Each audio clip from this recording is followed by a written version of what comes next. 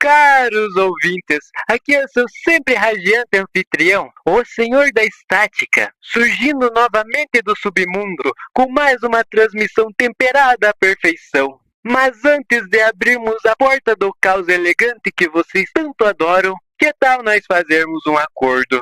Calma, nada de contratos eternos escritos com sangue, pelo menos não hoje. É um pacto simples, quase civilizado. Vocês se inscrevem no canal e eu continuo trazendo essas deliciosas transmissões que fazem seus corações baterem mais rápido que uma válvula de rádio prestes a explodir. Um acordo justo, não acham? Vocês clicam em um botão e eu continuo lhes servindo histórias, sussurros proibidos e aqueles aromas irresistíveis de perigo bem temperado. Agora, ajustem suas antenas, mantenham seus medos dentro da cabine, pois eles tendem a escapar. Agora preparem-se, pois essa noite temos caos cuidadosamente selecionado, narrativas afiadas e aquele charme obscuro que só este velho rádio pode oferecer. Portanto, acomode-se, relaxe e lembre-se, se ouvirem estática, não mexa no rádio.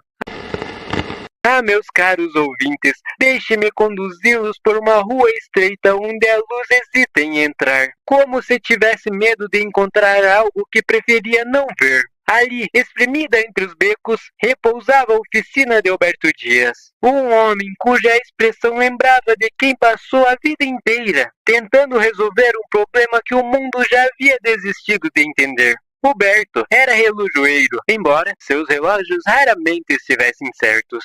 Ele dizia que o tempo era relativo, mas no fundo era apenas preguiça, misturada com melancolia. Passava horas, ironicamente mal contadas, curvado sobre engrenagens empoeiradas, tentando dar sentido ao que todos ao redor consideravam sucata. Mas havia algo nobre em sua determinação, ou talvez apenas uma incapacidade de admitir que sua vida estava tão parada quanto o ponteiro de um relógio quebrado. Numa tarde particularmente abafada, quando até o vento parecia suspirar de tédio, a porta da oficina bateu. O que devo admitir já deveria ter sido um aviso. Entrou um homem alto, magro demais, com olhos que evitavam o chão, como se tivesse ocupado observando algum outro lugar, longe demais para ser confortável. Ele carregava consigo um relógio antigo, pesado, adornado com símbolos que pareciam se mover quando não havia ninguém olhando diretamente. Colocou o objeto sobre o balcão e disse com uma voz que soava como se tivesse em um porão fechado há décadas: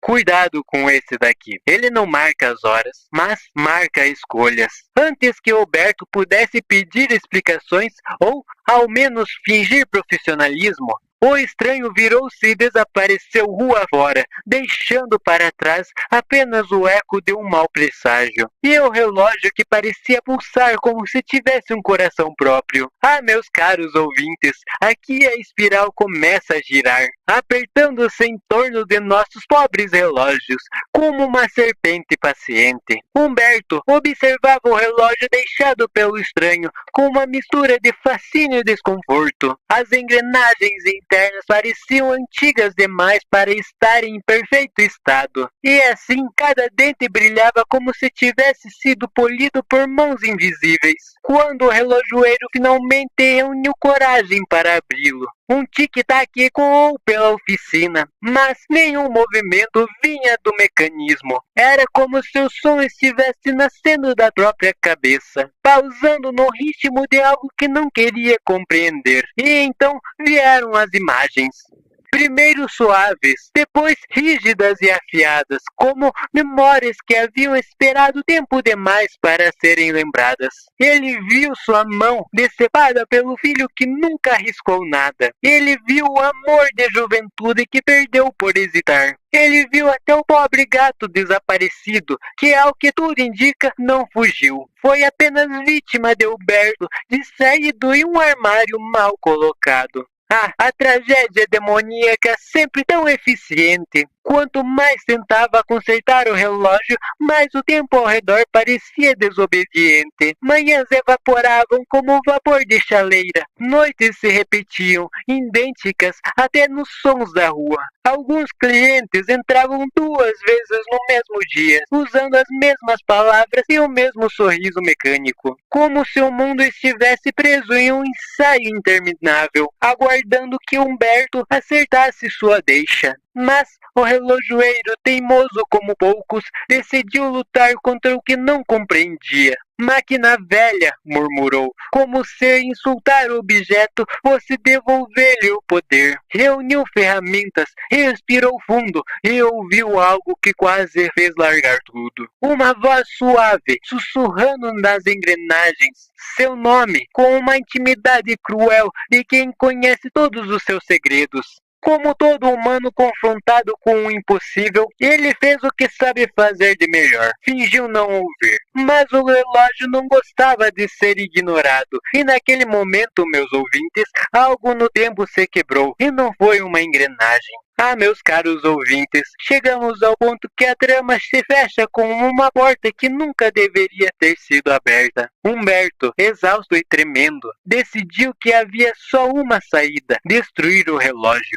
Sim, claro, porque nada descontrole como atacar aquilo que não entende. Humanos e suas ilusões sempre foram minha comédia favorita. Ele ergueu o martelo com a mão trôpega, tentando ignorar o sussurro constante vindo das engrenagens. Mas já não havia escolha alguma. O tempo, aquele velho tirano, já havia decidido. Quando o golpe desceu, o martelo não encontrou metal, mas algo macio demais. Algo que vibrou como um músculo vivo. O relógio se abriu, não quebrado, mas despertado. Os ponteiros avançavam, não sobre o mostrador, mas sobre o homem que ousou desafiá-lo. Humberto sentiu o peito apertar. O ar sumiu, como se o coração fosse apenas uma engrenagem sendo recolocada no lugar. No último tique, o tempo dele parou. A oficina silenciou. Mergulhou em um daqueles silêncios tão densos que pareciam observar. O relógio intacto,